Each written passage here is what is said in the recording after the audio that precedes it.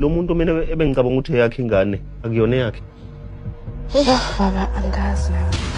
Baba angazi nami.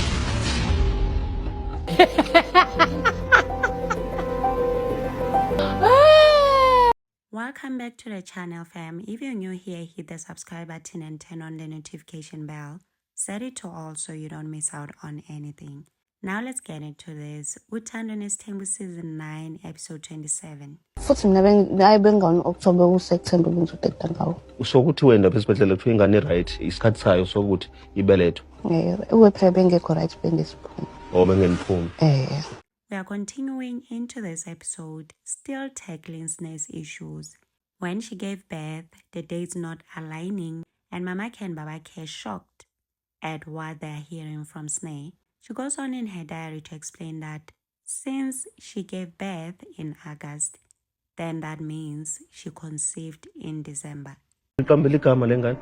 Njoma. Wena nitho bani? Ngithe unkanyezi. Lenkanyezi le. Yasikhanyisela bakithi. Soze kwaba khona ubumnyama unkanyezi ekhona. And you know what? Mama K has her flaws, ne? Like the rest of us. But hey, she loves her kids. She loves Sne. And she gave that baby a beautiful name. Meanwhile, Baba K wants the baby daddy because apparently according to him, he should be the one naming the child. Usuthi animazi ubaba wengane. Mina angimazi phela baba wengane. Sne ubani ubaba wengane? Baba wengane mina ngathi usukadliso. So senimtshelile manje ukuthi usubelethile? Ngitshelile so. Wathini? Asho ngolokhu ujabulile. Why he wants that boy to be the one naming the baby when he's not even there for Sne, only Baba K can answer that. Anyway, Sne finally mentions the baby daddy's name. She's saying that it is Kagiso. And those who seem to know a lot about Sne's love life say that Sne and this Kagiso had a very terrible breakup around August last year. Kagiso was indeed the boyfriend then apparently, just that Sne was already pregnant when they started dating. They were in love and showcasing it on TikTok. Next thing people saw was Kagi outing Sne for trying to deceive him with the baby. Kushithi yakhe lo muntu mama. Ngifakazisa into engayazi. Angifakazisi ngithi phela so indaba engayiqambanga amagama. Mazi. Isithengo bani ingubo manje njengani? Njengoba kade pho? Sithengwe yimina. Baba K is like, meaning the child is your responsibility to Mama K. Then he goes on to say in his diary that Sne is like an alcoholic that hides that they drink because she's now out here giving birth but not on the due date that she had communicated to him. And the sad part in all this is that they don't know her habits. He then continues to say Sne sleeps around. And I'm out here wondering where she gets that from, respectfully. And maybe when it comes to Sne, just maybe the apple didn't fall far from the tree, with all due respect. Uyangitshela la uthi umtshelile uKagiso. I do not know whether wayena uKagiso uyabala yini noma akabali. Lelinye iqiniso elokuthi mina ngumuntu wesilisa angisoze ngavuma ukuthi ngibanjwe inkunzi. No Kagiso ngeke ngivuma ukuthi abanjwe inkunzi. Baba then continues to say if the baby is not Kagiso's, he'll have to find the rightful father. And no, he's not looking for him so that he can hold him accountable for the child. No, not that. He's only looking for him for customary purposes because the child will need that and the customs must be performed at the right place. That's all there is to it, nothing more. Sne starts crying at this point, but you won't believe what her reasons for crying were. Ukuthi ngizodala inkinga bona sengadlula einkingeni uma wakho ngalela maphela. Ngikhalisa ukuthi abazali bami ngibaqambela amanga ukuthi ingane yabani kana akuyona eyalowo muntu so iyona into engikhalisayo. Oh, hold on. Baqambela amanga ukuthi ingane yabani kana akuyona eyalowo muntu so iyona into engikhalisayo. It seems like Sne doesn't know who her baby's father is. Or maybe she doesn't want to say his name for reasons only known to her. Or maybe she genuinely doesn't know, because apparently that happens too when you're busy with different people around your conception. Awuhleli ngani futhi Sine? Awuhleli ngani nje ngoba ngeke ngisakwazi ukuvimba ukuthi wenze ucansi kodwa ukuhlela ke lokhu ke kukhona yonke kwamahhala awukwenzi ngani? Sne's answer is that she actually wanted for her tubes to be tied. However, they did her dirty at the hospital.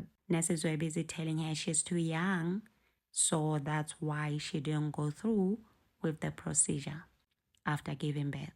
But hey, she'll be taking contraceptives from now on because she doesn't want any more babies. Babake then went on to talk about how badly he was treated when he was sick and how he started seeing Sne differently because of how she stood by him during that period. And for that reason alone, he's going to in turn show up for Sne as she did for him, even though he doesn't condone her having babies at home. Because we all know the babies you have out of wedlock are your father's kids.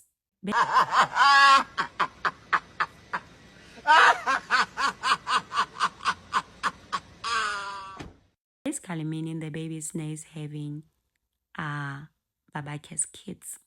So ngizomnikeza umama imali ngoba ngikwazi ukuthenga izinto. Nizithenge lezi zinto ozofika nazo eMzumbe ngoba wangimela kunzima. Ngizokumela nami khona kunzima.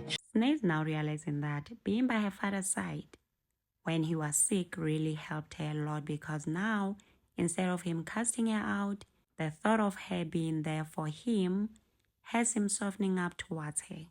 Usunengane ngapha 3? Yebo 3. Wanda msebenzi nemali ngekho. Uyasiyafana.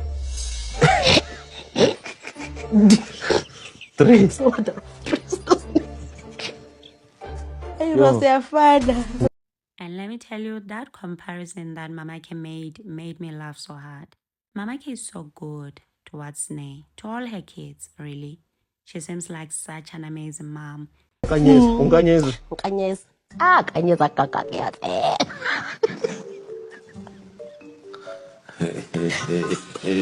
And it's really amazing to watch her in her mommy mode, because she really reflects the best light in that.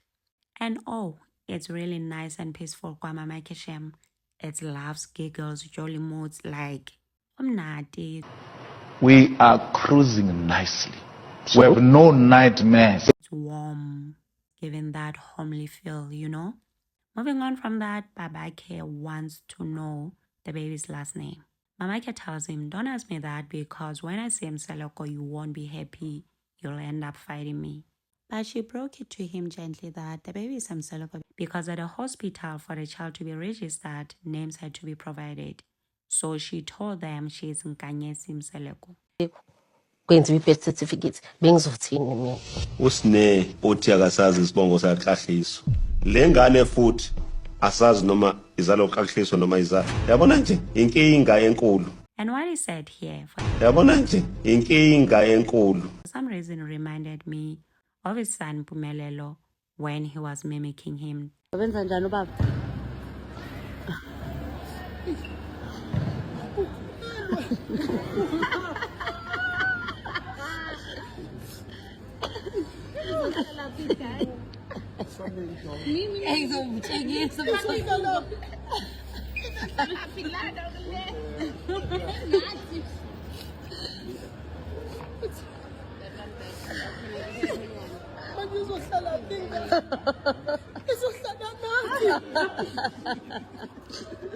Ezocela wena. Manje Sne.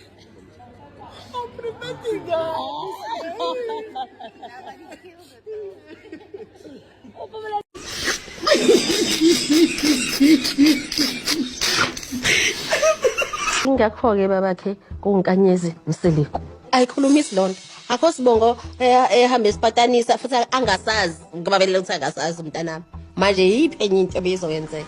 And Shem, this humbles Babake so much that he mentions how lucky Sne is to have a mother like Mamake, who loves her and also loves her kids as well. Usine nje unenhlanhla engakaze ngiyibone ngoba wena uyamthanda, izingane zakho ayithanda. Izingane zami siyayithanda izingane. So nje kusonzeka inhlekelele. Bayathanda kakhulu. Kodwa ngeke ngibabhale ey'ntweni zami. Y'all know it wouldn't be him if things ended peacefully without him saying something off. But hey, let's focus on the good that he's happy to see Sneh. But he goes on again to say Sneh must know that if she had not stood by him, things would have gone basically the other way. Because ngaba nginangane vele ngabe ku waste of time ukusupporta wena. So wayenza leyo nto ungazi. Yes. Uyakakephi namhlanje? Hayi bo. Cha phela usayi Mzumbe. He then leaves, and when Mamake asks him where he'll be because he no longer stays in Mzumbe, he tells her that he's going to Mayenis. Moving on from that, we see him in Mzumbe with Lwandle. He stays there to monitor things for Babake. Babake then mentions that he has not been formally introduced, even though he has heard of Kwesi. Lwandle in his diary mentions that he only told his dad about their situation and nothing else.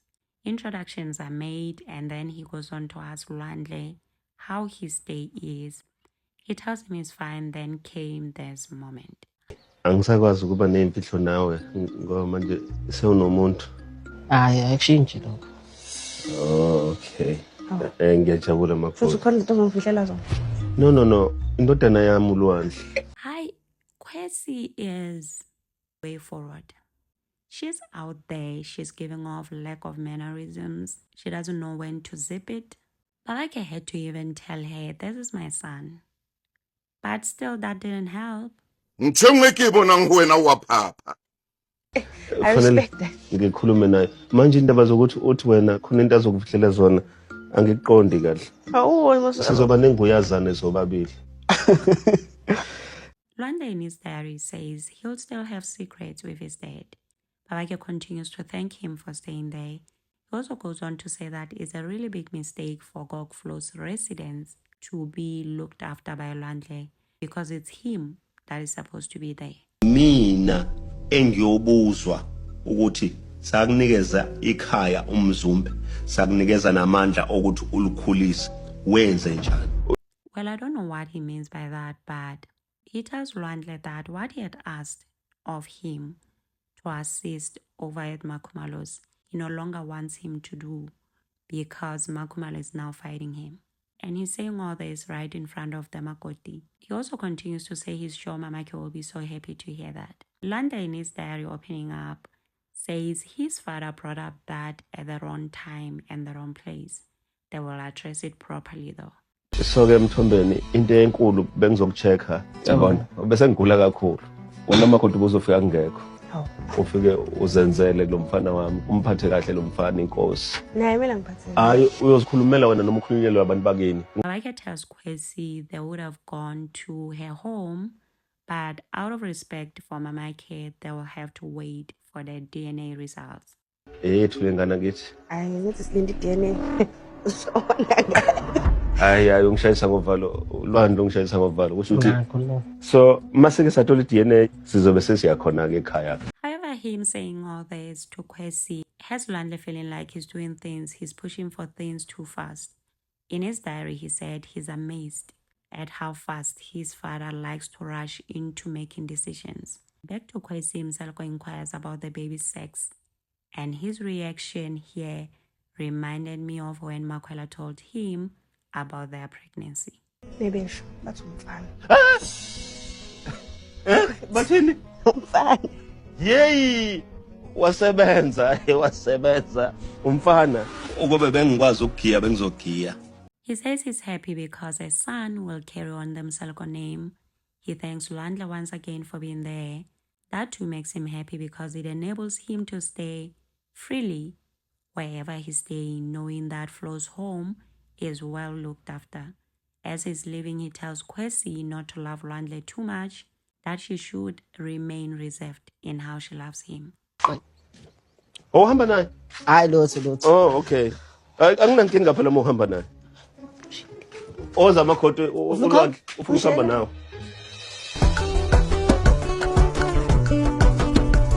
From there came his birthday celebration, which he celebrates with his kids this time around. And this is where he also introduces baby Matt to the rest of his kids. But before he does that, he softens the blow by revealing Lwandle's news. Engifuna ukunitshela kona usezoba nengane uLwandle. Ngicela nimshayele izandla. Okay. Oh. Oh, okay. Hayibo, wafisa ukukhama manje. And obviously this made Lwandle to feel some type of way because his plan was to tell them when the baby is born. But since his dad has done it already for him, he's like, okay, it's fine. Mina nami njengoba ngimdala nje nginengane. Encane kodwa abanye benu abakaze bayibona. Ihleli no aunt why? He explains that since his wives had said to him they don't want Methuli's mother, he brought his daughter instead. And honestly, it wouldn't have been right for him to exclude Baby Mad from his birthday celebration. Anywho, because of the weather, they had to move and go enjoy the rest of the birthday celebration indoors, right? While they do that, let's go over to Mangwabis, where she's catching up with her son Simpiwe. By the way, ngukufundisela phela wena ngukuyisa esikoleni wabuya ne degree ithini into. Yeah, phela inakhona lapho ngiya-applya. But ke beside that ikhona okunye okuzamayo ke mhlambe. Yeah, to apply. uSimphiwe njengoba etholele torho leli yonke into ihamba kahle. Following this came a moment that left a lot of people feeling like Mangwabe should have held off from what she said. What are your plans nje about home? Ngephi ekhaya la noma kagogo? No, kagogo, this is not your home. What do you mean? Oh, uyangiqasha njalo. What do you mean? Oh. Some people feel like he's grown and understands what is going on, but there's no need for his mother to keep reminding him that KwaMseloko is not his home. It's even worse that she's asking him when he's going back to Gogo's. It's just sad. Uyangiqasha You know where's your home? uSimphiwe akaze athanda ukuhlala kaMseleko because he knew ukuthi akona kubo. Into eyenza ukuthi ahlale kaMseleko njengamanje it's because imini uma wakhe ngithe wozohlala nathi. Mangwabe says when it comes to Simpiwe, she has never asked Mseloko for anything. She then tells Simpiwe that Mseloko has taken the kids out in this cold weather and her worries that Nande is prone to cold. In her diary, she continues to mention that her husband is not a trustworthy person at all. He's full of unexpected surprises. Then she goes on to call Mawande to check up on them. And oh boy, was she not right. She was right because back at the birthday venue, Mseloko is busy. Siphazamisekile ngale sezalana. Ngithola ucingo oluphuma kuMangwabe uMaweni exabana nami.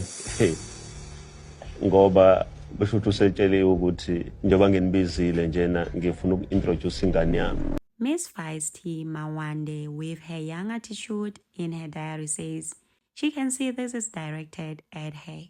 Mseloko continues, and this is what he said. Usho ukuthi uyena kuphela onelungelo lokuthi ingane yakhe le afika nayo ingahlala kwaMseleko eyamfanele ilahle. Ungifonelile wakhuluma wangitshela lento engitshela yona wavala ucingo. Wangisendela imessage wangiblock. This has Makumalo written all over it. This is Makumalo's school of blocking. It's unbelievable. If yena uyakwazi ukuthi ashise impepho atshela uGogflu about what's happening here, mina ngizohlulwa yini ukutshela uma so mina fonela ubaba and unblock. Oh, heavy on the blocking parts.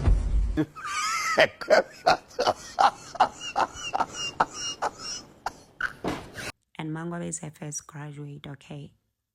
And y'all know how much Babake hates being blocked. But get to his wife, he's not above blocking at all. Nobody above blocking. If you stress me, I block you. If you give me attitude, I block you. And before blocking him, Mangwabe told him where to get off. She wrote, obviously you don't see me. I told you I want nothing to do with your person. Musa responds saying, what is it now? What is going on? She responded saying, remember I said I want nothing to do with your person? I believe you won't do anything that mixes my blood with hers. Hey, Bo, clearly what Mangwabe is saying is that she doesn't want for her kids to be with their sibling. Mseloko then and there tells his kids that there's going to be very serious implications to all that. In his diary, he mentions that his wife influences his kids causing division between the kids, and that is wrong and very dangerous, and I couldn't agree more. uMethuli ngabukeka engathi uzalwa umakhwela kodwa uMathuli uyena impela ke wakubo omama abantu bokufika bona bazaliwe la ekhaya. I understand them having squabbles and not wanting number 5 and everything, but influencing the kids against their sister, now that is evil.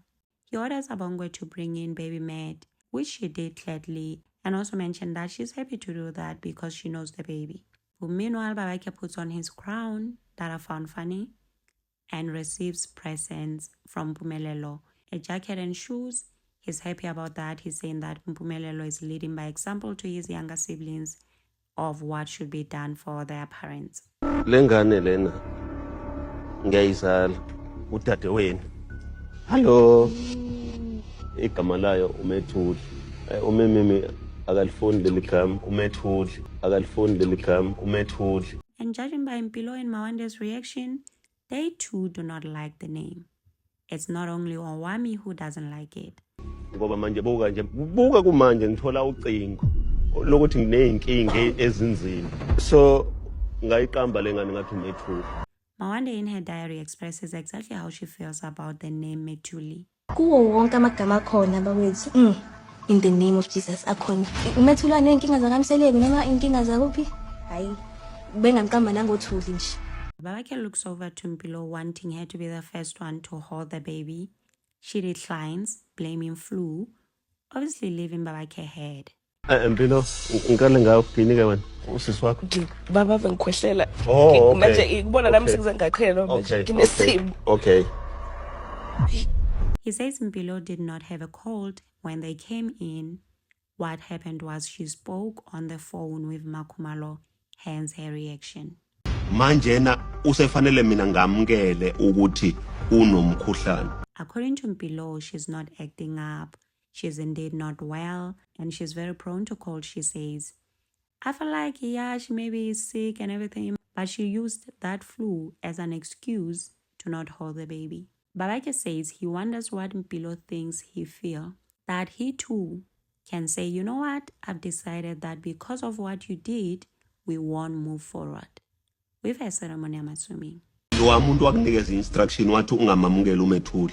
Lo muntu wakufonela wakunikeza instruction ukuthi ungamamukela. Akubo uyena ongenisayo la kamsele. Mamake's kids embraced baby Matt like they always do, and maybe the other kids will too in time. And one thing that is clear to people that is being pointed out a lot is that Mamake's kids are very respectful and loving and humble. It's a good thing that baby Matt is always there. She's going to grow up as a respectful, humble, loving girl, just like the rest of Makele's kids.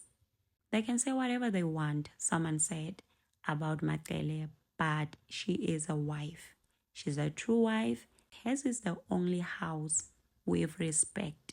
And this is shown through her kids. Anyways, they moved away from that and Sam for him enjoyed the cake. Ngifisa ukuthi happy birthday kubaba akhulu umthombeni abe neminye iminyaka. Yeah, happy birthday. Ukhule ungakhokhobi. Ngathi angakhula azobe na 90. Ngiyajabula ukuthi wabana ulana nathi. Mawanda also wished him well, and funny enough, all I heard was her mom speaking through her. Too many more years. Ube right, ukhule, ungastress too much because BP yakhe izoba high. Happy birthday baba. I wish you happiness, contentment, joy, and many, many, many more years to come so that you can see us making you proud. The episode ends with Babake happy that all his kids are together under one roof, and he's happy and he's able to witness that while he's still alive. On the upcoming episode, we'll see once again Lwandle's fat and sad. Ngiyakubona ungasayi thina ukuthi khona umuntu ohlalisile. Izithini inhlelo zakho? Then Mayene's family on her spot as their first wife. Nganasekhaya kwakunumber 1. Ukhona umuntu ongabe umamkhulu lapha ukhulu wami owayemlwele ukuthi angimthathe. Babake is pushing Makwela for more kids, and Mangwabe will be speaking on what Mseleko has become. Umuzi lesifuna ukwakha uqiniswa ngabantu ngoba abantu uyakwazi ukubenza asibenze. Okwendoda sisi akuhambe kahle. Uthene into a monster. And on this note, thank you for being here. Let's continue in the comment section. Also remember to subscribe, like, share. Until next time, bye.